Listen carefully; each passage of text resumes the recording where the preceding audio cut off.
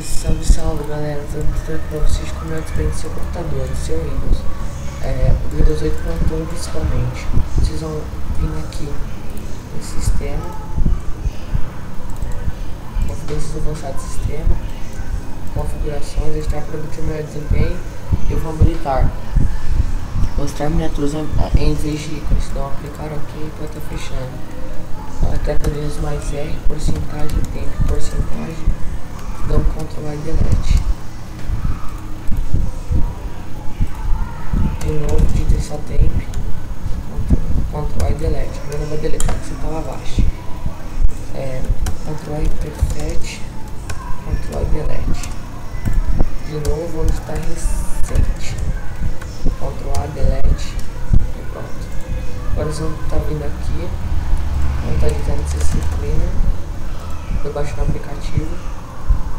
Podem estar marcando tudo, menos eu apagar espaço livre. Vamos analisar.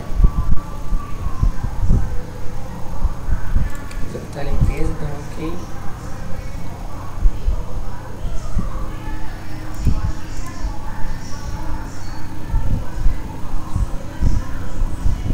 Esse vem registro, então procurar erros, todos marcados.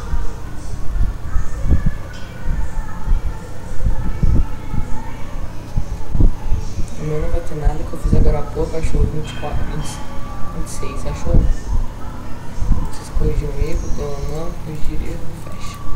Agora você está digitando a tecla mais R, MS, config.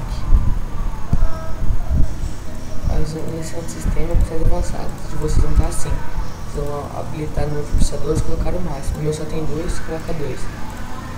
Aqui é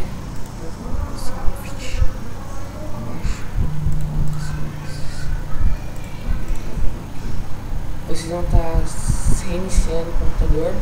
Eu vou reiniciar, eu vou estar reiniciando. Antes de reiniciar, você pode fazer isso aqui também, ó.